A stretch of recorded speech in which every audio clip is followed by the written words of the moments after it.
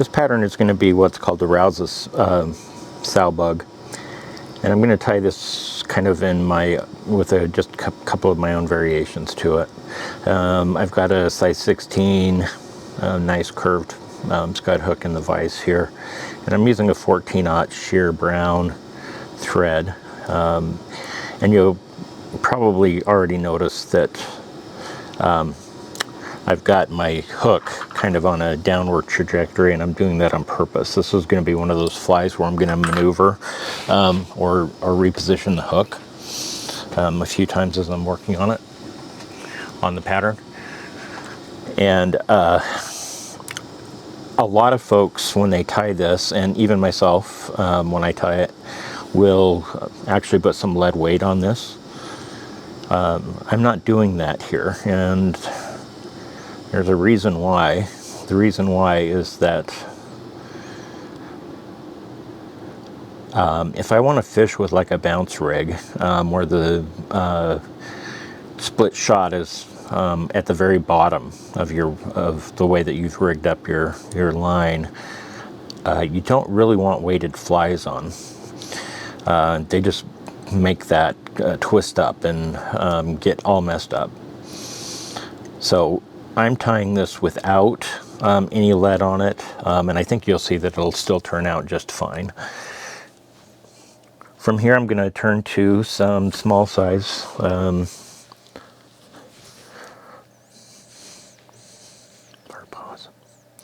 So here we're going to turn to our first material, which is going to be a piece of small size copper wire, and I'm going to want to tie that on the lens side of the hook.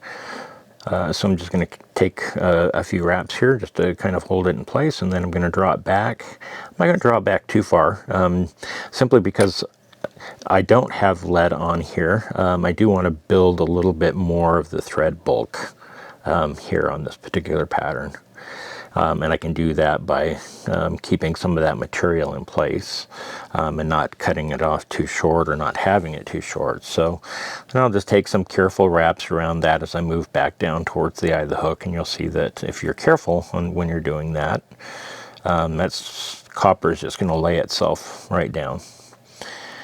So then we'll come back up to right about the bend of the hook, and we'll tie in our next material. And our next material, I'm just going to use some scud back, and in this case I'm just using a summer duck, which is kind of an orangish brown color in theory. I am truly colorblind, so it looks brown to me, so hopefully it doesn't look orange or purple. If it does, it still works, so use that color. Just kidding. Okay, so now that I've got that secured on the hook, I want to keep the scud back on the very top of the hook. Now that I've got it secured, I can actually use the elasticity in here, and I can pull this a little bit tighter so that we don't end up with quite as much material back at the back end here. Scuds tend to be kind of a little bit more football shaped, where they're kind of skinny on the front and on the back. And so by pulling this tight, we just get, a better outcome here. So that's kind of how we're sitting right now with a couple of materials in place on our hook. So here we're going to turn to our first material, which is going to be a piece of small size copper wire, and I'm going to want to tie that on the lens side of the hook. So I'm just going to take a few wraps here just to kind of hold it in place, and then I'm going to draw it back. I'm not going to draw it back too far, simply because I don't have lead on here. I do want to build a little bit more of the thread bulk here on this particular pattern. And I can do that by keeping some of that material in place and not cutting it off too short or not having it too short. So then I'll just take some careful wraps around that as I move back down towards the eye of the hook, and you'll see that if you're careful when you're doing that, copper is just going to lay itself right down. So then we'll come back up to right about the bend of the hook, and we'll tie in our next material. And our next material, I'm just going to use some scud back, and in this case I'm just using a summer duck, which is kind of an orangish brown color in theory. I am truly colorblind, so it looks brown to me, so hopefully it doesn't look orange or purple. If it does, it still works, so use that color. Just kidding. Okay, so now that I've got that secured on the hook, I want to keep the scud back on the very top of the hook. Now that I've got it secured, I can actually use the elasticity in here, and I can pull this a little bit tighter so that we don't end up with quite as much material back at the back end here. Scuds tend to be kind of a little bit more football shaped, where they're kind of skinny on the front and on the back. And so by pulling this tight, we just get, you know, a better outcome here. So that's kind of how we're sitting right now with a couple of materials in place on our hook. So we're going to use a couple of new materials today, and this is one area where I go just a little bit different. The effect is exactly the same. A lot of folks will use monofilament to put, you know, a nice little tail on there, and then they'll kind of color it with a Sharpie or something to make it brown. I'm just going to use boar's hair here, which is a very, very coarse hair, and all I'm looking for here is a darker color. And I want 2 strands of it, which I've already pulled out. And so you can see hopefully how coarse that material is. I'm going to tie one of these on the side of the hook closest to me. I'm trying to keep my fingers out of your way as much as I possibly can. So I'm going to try to get that secured onto our hook here. Take a few wraps forward. So I've got that on the side closest to me, and then I'm going to grab my other boar's hair here, and I'm going to tie this one on the lens side of the hook. I'm just going to hold that in place again with my fingers more towards the top of the hook, because the thread will have a tendency to want to pull that around, which is just fine, because we do want that to run down the other side of the hook shank here. So I've got those kind of both in place now. Go ahead and shorten them up a little bit just by pulling on them. Really just pulling on one of the two so that I get them pretty close to the same length here.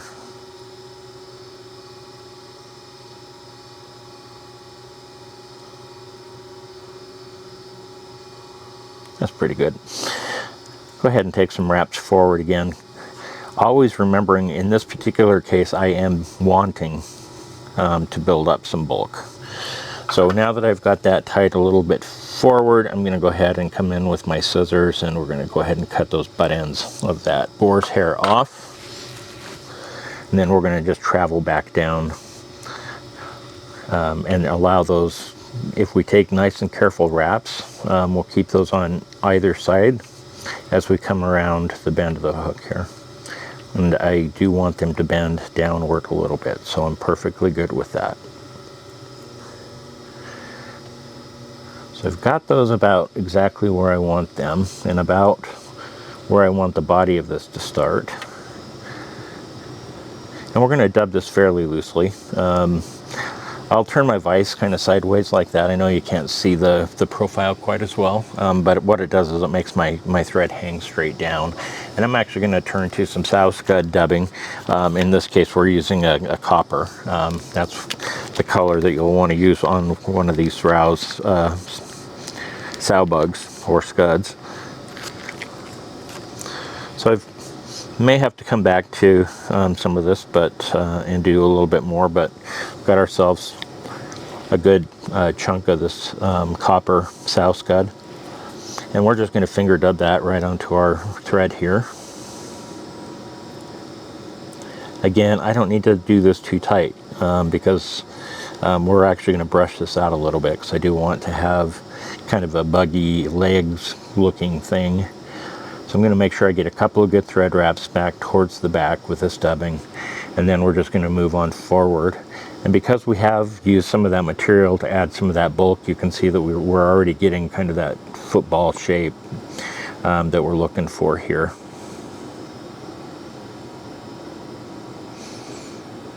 We're just going to take that up to right about there. Is going to be good for me for right now. So the next material, we're going to do a kind of a little antenna over the eye of the hook. And again, this is going to be another one of new material that I haven't used in my previous videos, but is used regularly. This is a squirrel tail, red squirrel. I've cut a little bunch out. I do want them kind of, I don't stack them. I don't want them to be even. I like them looking a little bit raggedy. I'll take that first careful thread wrap because I do want to try to keep those fibers on the top of the hook shank here. And I'm just going to take a few wraps backwards now. I'm going to go ahead and come in behind that. Actually, I'm going to bring that down a little bit more towards the eye before I cut anything off. And if you're really good like that, it'll move all the way down there for you. I didn't intend for that to happen, but it works, so I'm good with that.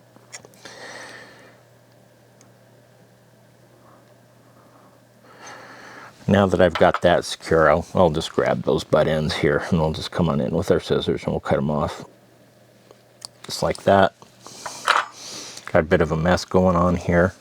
That's one of the fun things I think about tying flies is you end up with something that looks really weird and messy, and you can kind of turn it into something else. Just for durability, I'm going to take some Woodduck fibers, maybe just 2 or 3, no more than that. And I'm going to go ahead and strip those off the shank. I'm not going to worry too much about tip alignment here either because we're a little bit messy here on the front. And I'm just going to tie those in as well here on the top, about the same length as what we've got that squirrel. We'll just take a thread wrap there. Kind of keeping that towards the top.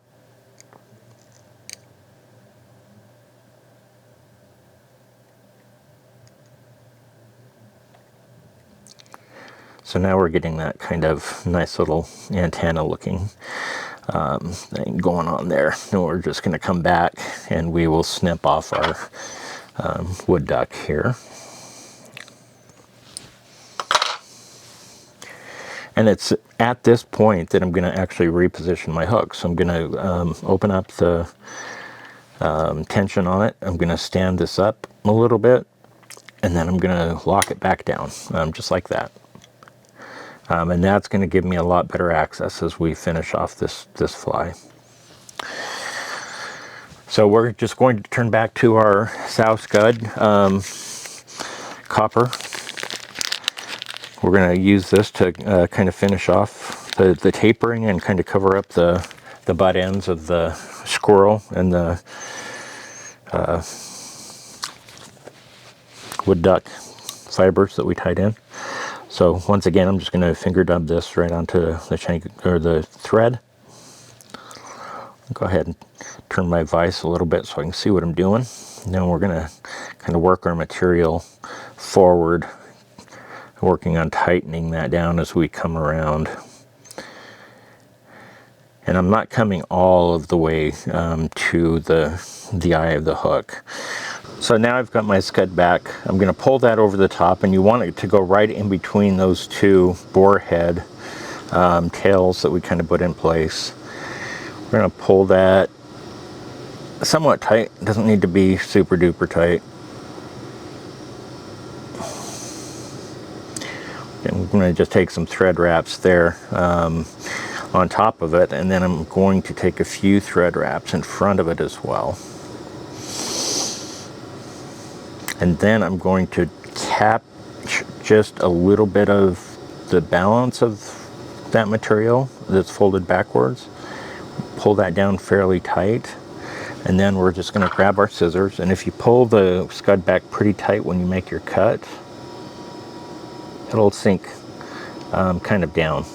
So after that cut, I've got, the scud back is kind of flipped back over towards the eye, which is going to work just fine for me. We've got these nice little buggy legs going there. From here, we're going to take our copper wire and we're going to create our ribbing here. So this is going to have a habit or a want to pull that scud back around towards the camera lens. And so I try to be really careful where I take kind of the wrap around the material and pull it tight towards me so it's not pulling towards the lens and taking that scud back and having it roll towards the lens of the camera here. And I'll adjust it kind of as I'm going up, just in case it is moving a little bit like that. And so again, there's another wrap of it. I'm going to pull it tight at this point, pulling it towards me. And we'll just keep doing that as we move our way up to the front.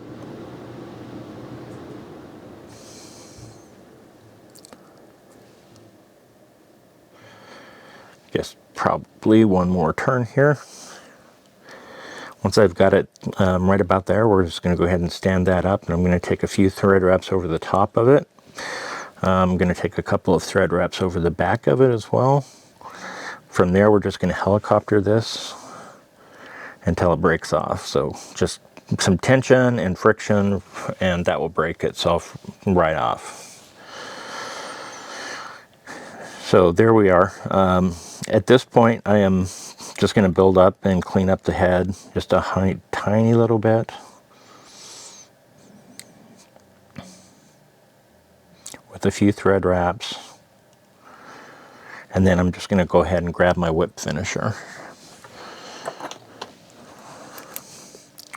We'll throw a 4 or 5 turn whip finish in here.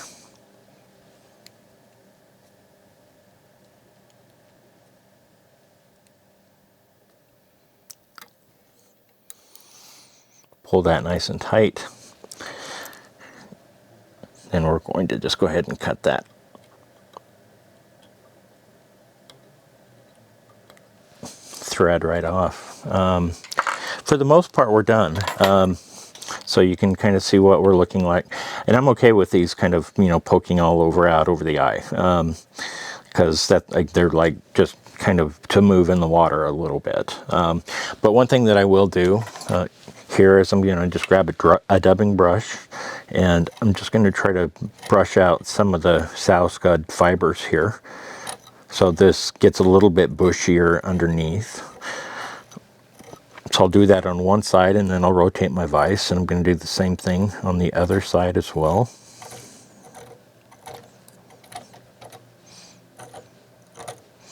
And you don't have to do a tremendous amount of it, but what you'll start to see is kind of almost legs showing up back there. So when I finish this one up, what I tend to like, you could use UV. In this case, I like using this gloss coat, just head cement. And basically, we're just going to dip our my sewing needle, as the case may be in this case. Just kind of get those thread wraps in the front taken care of for sure, but also let some of it go down the back, but not into the dubbing, just over the back. And then what that's going to do when it dries is we're going to get a nicer, shinier top coat there, make that scud back pop a little bit, and also bring out the copper color a little. So there you go. There's the Rouse Sow Bug. Great pattern.